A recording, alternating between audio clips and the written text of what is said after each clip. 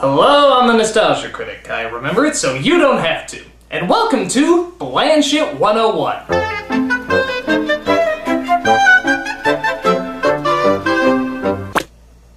That's disgusting. You ever have one of those pesky ideas that seems unique, original, and charmingly inventive?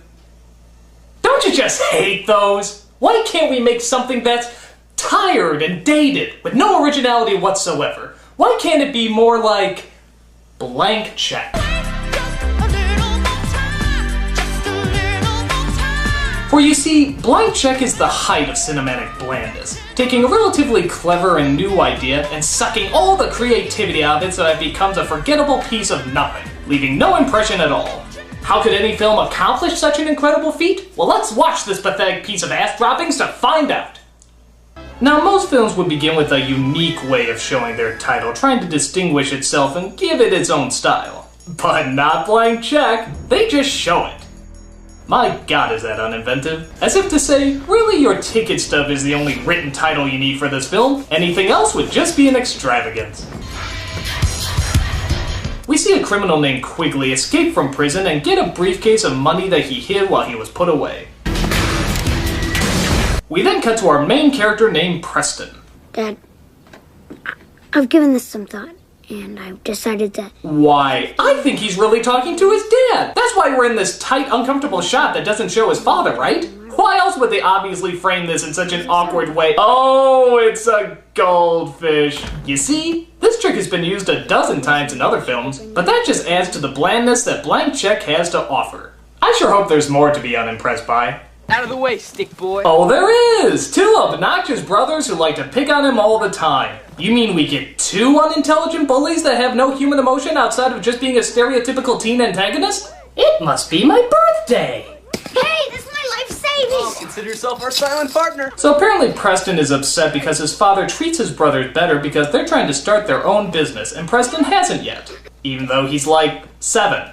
They need the space for their business. Not my space. Well, young man in this family industry gets rewarded. See, while you're in here playing, your brothers are hard at work. Surprise. Whoa, check it out. Preston, maybe you could teach your brothers how to use it. Oh, and did I mention that he's the only one who knows how to operate a computer? Yeah, the two brothers who want to start their own business don't know how to operate a computer. More bullshit, please!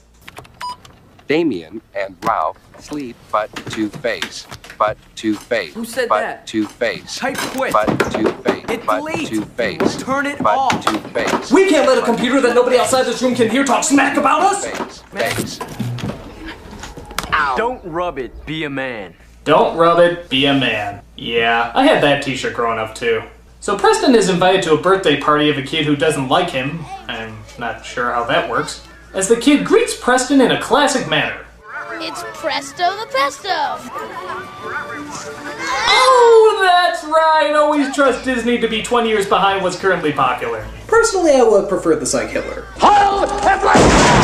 So because his cheap-ass father gave him such little money, he only gets to ride the dorky rides while all the other kids get to enjoy the larger rides. Proving that money is the only thing to make you truly happy. You need some cash? Nah, we got a bunch of change. It's not fair. Why can't I have anything? Well, Preston, they have jobs and they've learned to save. How can I save money if I don't have any? A penny saved is a penny earned.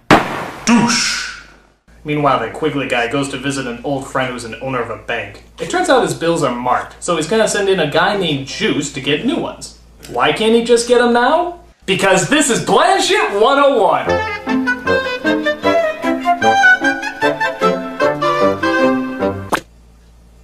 I love that title screen. So Preston goes to the bank to see if he can deposit just $11 when we're introduced to the hot chick of the movie. Oh my god!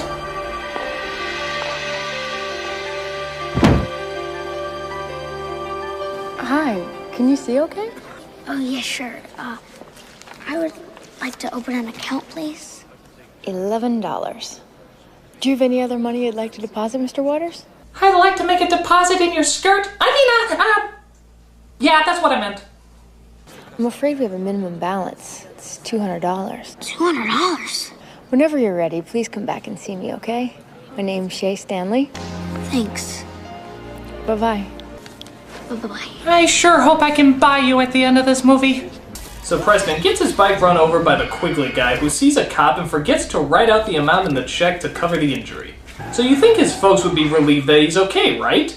Not in the impractical world of Blanchett 101. I thought we understood about taking care of our valuables. It was a piece of junk. Well, if that's how you feel about a gift from your parents, I don't see giving you a new one for your birthday. I don't want a new bike. I want my own room. I'm warning you, you're on thin ice as it is about the bike. What I want is my own house. That's it, young man. Until further notice, you're grounded. That'll teach him to almost get run over. I almost had to summon an emotion there. So Preston realizes that he has the blank check and decides to put it to good use. Good old-fashioned criminal use. $1 million. Did the film score just gasp? So he tries to deposit the check but gets called into the head of the bank because they don't believe him. We have a little problem here. What is it, Mrs. Udowitz? Someone thinks this is some kind of game. I see. Is there much of a line out there, Mrs. Udowitz? Yes, we're swamped. And what are you doing here? Please. Is it me, or is the actor playing the head of the bank the same actor who's playing the female teller? Could they do that back then? Juice? No thanks, I'm not thirsty. That's right, he mistakes the kid for juice. You see, all adults are friggin' idiots in Blanchett 101, especially in kids' films. However, it turns out the real Juice is downstairs asking to see the head of the bank as well. Look, my name is Juice, and I got something right here, and I wonder if you'd be so kind enough as to cash it for me.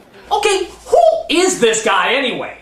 He seems to pop up in my reviews all the time. He was the non-surfing brother in Surf Ninjas, the horny singing lizard in Ferngully, and now he's a con man in this. Stop following me, strange man with kind of cool voice! Or Tone Lock, whatever the hell your name is! Oh, excuse me, sweetie. What's wrong with you, little boy? I'm sorry. Now, you know you ought to be in school. Don't make me sing about how I'm gonna eat you. If I'm gonna eat somebody. So the bank guy finds out he's been had as the kid first decides to buy a friggin' castle with the money he just got. And wouldn't you know it, the Quigley guy is trying to buy it too. That's a smart escaped convict, trying to draw as little attention to himself and keep a low profile by living in a castle. Hello? Good afternoon. I'd like to make a cash offer on your house. Well, I'm a total moron, so continue. I have an offer on the table of $300,000. We'll take it. Just one thing, sir. What is your name?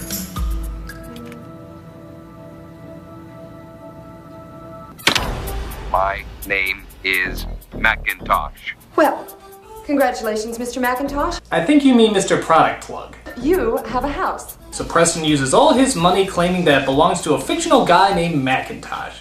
But wait a minute, this movie almost has a creative premise going. Surely there must be some way we can make it more conventional. How about a comic relief limo driver? There we go. And make sure not one word of his dialogue is funny. I'm waiting for a client here. But I'm your client. Oh, right, yeah.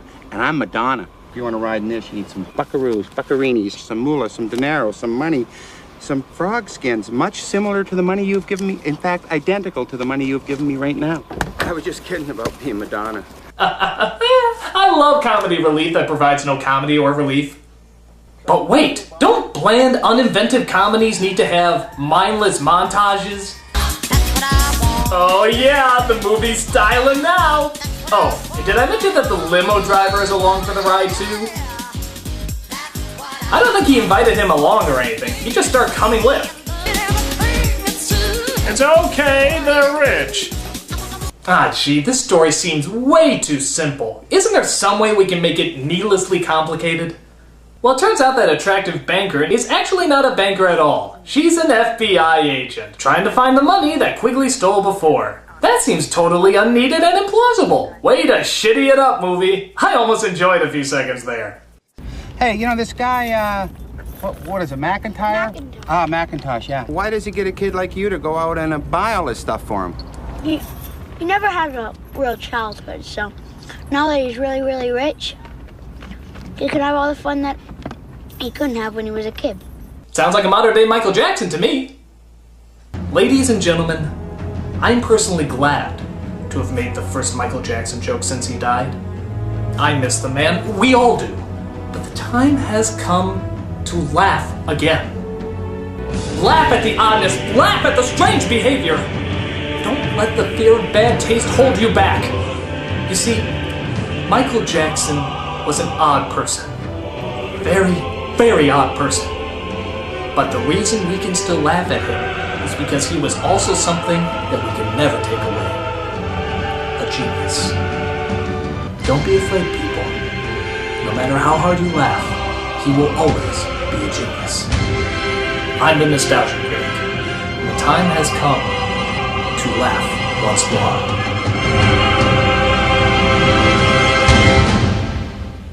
Anyway, Preston comes across Shay, the FBI agent, who doesn't question at all that a kid is riding in a limo and suddenly has money now.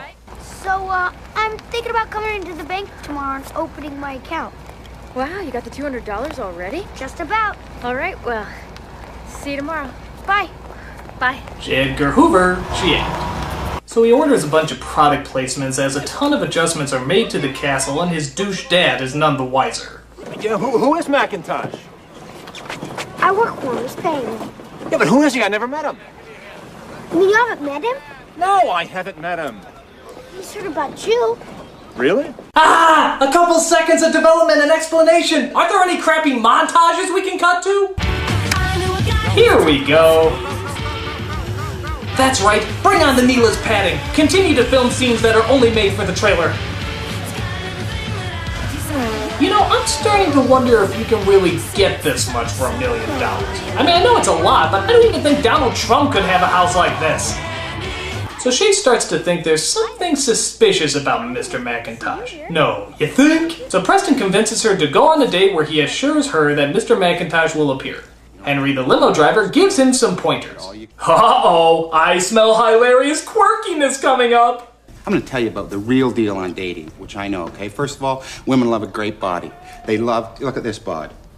Whoa, see, you know, of course, you know, you got a bod now that's of a Greek god, really. Think about it. I mean, women like you to have a good bod because they want to feel they're protected. You might have to fight some guy, you know? But not with those arms. You don't want to hit a guy with those arms because those pythons would take a guy's head off. That all-you-can-eat salad bar, women love that. Take some with you, you know? Line your pockets with plastic bags. Put the food in there because it doesn't say all you can eat here. Does it say here on the sign? I don't think so. I apologize. There was clearly nothing funny in there. I quite frankly don't know what that scene was about. So Preston lets his family know that he's going out to help McIntosh again, even though he's grounded.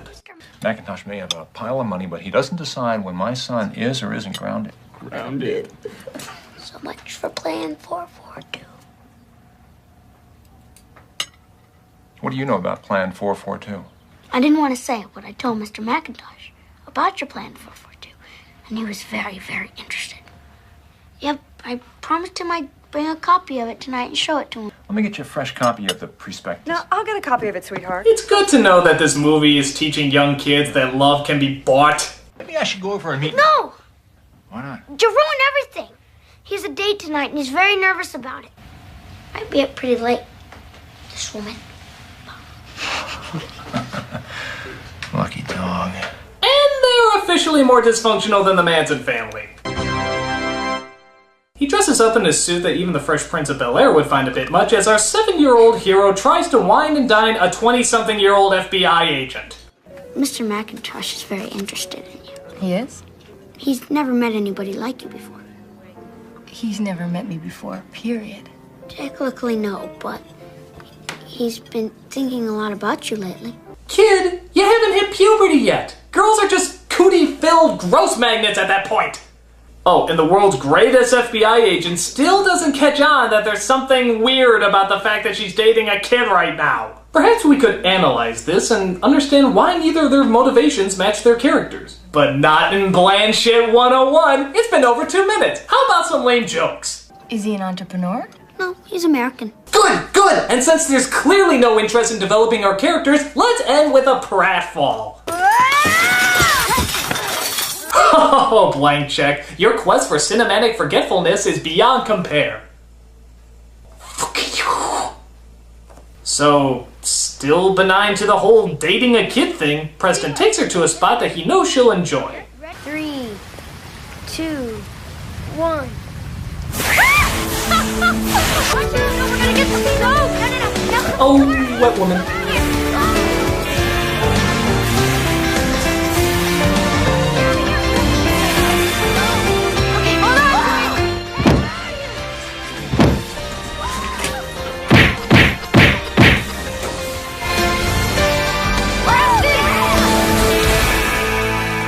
So even though he's gotten wet what is probably a very expensive outfit, she just seems to laugh and giggle throughout the whole thing. Okay, I'm not a woman, but if I was, I would deck the little bastard. But she may not have to as the criminals spot Preston and try to nab him. Alright, Blanchett 101, get ready for wah-wah music and shrug in 3, 2, 1...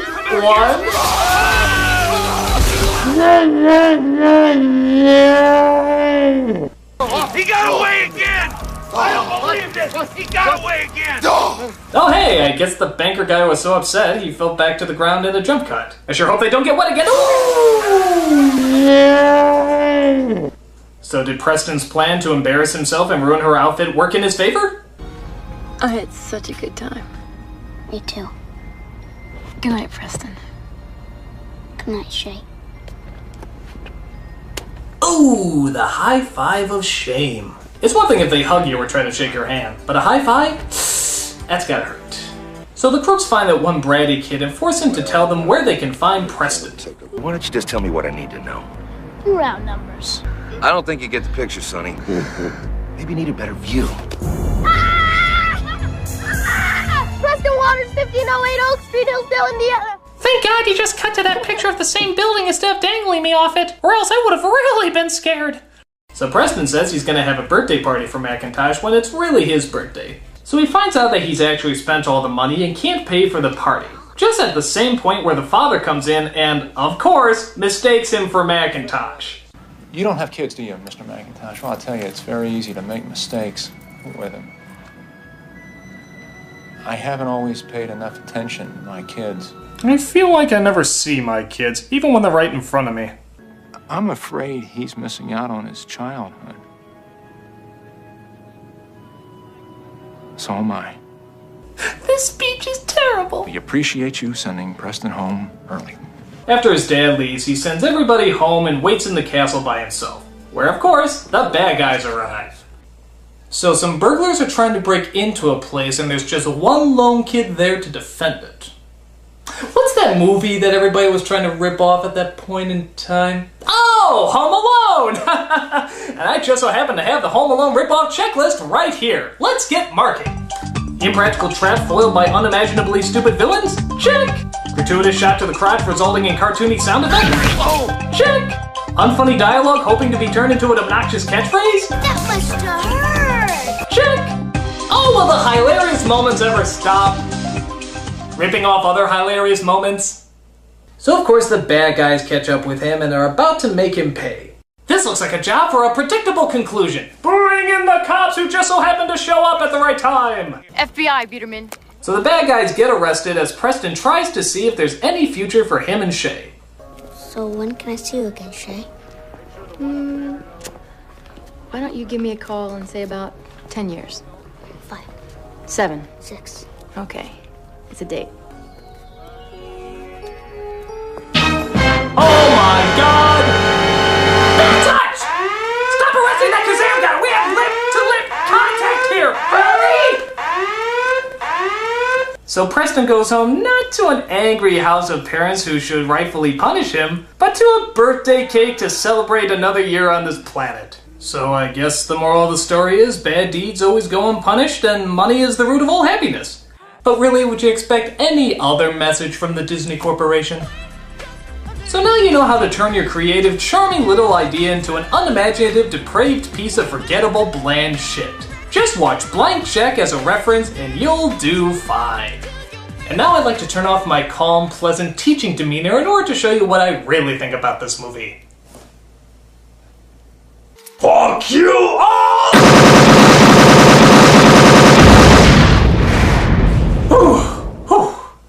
I feel much better. I'm the Nostalgia Critic, I remembered, so you don't have to.